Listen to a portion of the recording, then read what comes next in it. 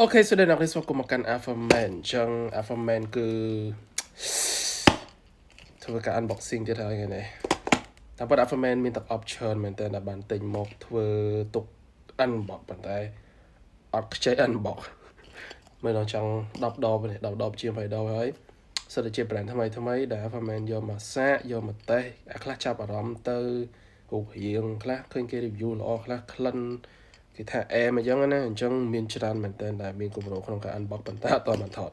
ប៉ុន្តែថ្ងៃនេះ Alpha Man ចង់ unbox នៅ brand មួយដែលមានឈ្មោះថា Montale បាទអ្នកនេះបើឃើញរូបភាពក៏ជាស្គាល់ហើយទាំងអស់នេះ Alpha Man មានតែ2ម៉ាត់ទេគឺការសោកស្ដាយក៏ដូចជាមិនដូចការរំពឹងទុកអញ្ចឹងយើងនឹងនិយាយកំឡុងពេលដែលយើង unbox អញ្ចឹងដូចខ្ញុំបញ្ជាក់អញ្ចឹង Montale brand វាហើយឈ្មោះទាំងអស់ហ្នឹងគឺ chocolate greedy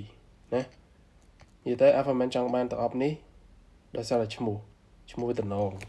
វាមាន chocolate who doesn't like chocolate man ប្រភេទ eau de parfum ចំណុះវា 100 ml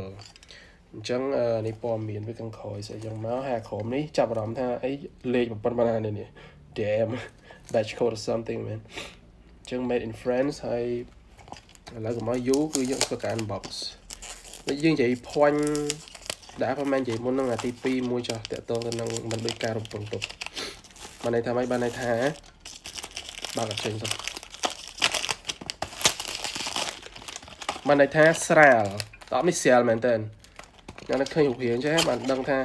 Alpha Man និយាយអីស្អីណាសូមអីណាញ៉ៃនេះ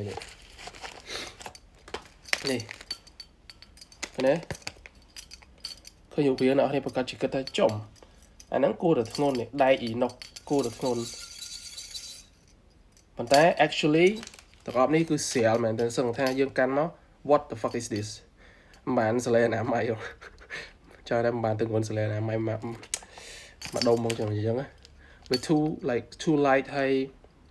ដែកទៀតចង់និយាយថាដល់ពេលចឹងទៅវាមានអារម្មណ៍ថាក្នុងនោះអត់មានអីមែន Alpha Man ឃើញដំបូងចំ what is this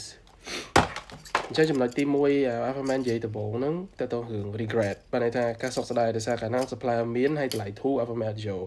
Alpha Man ឃើញលក្ខណៈថាដប what the fuck is this គាត់ថាដបហ្នឹងគឺដូចដបទឹកសុទ្ធលក្ខណៈទឹកកំពុងក្តៅអញ្ចឹងទៅក៏អត់ចាប់អារម្មណ៍អត់យក wow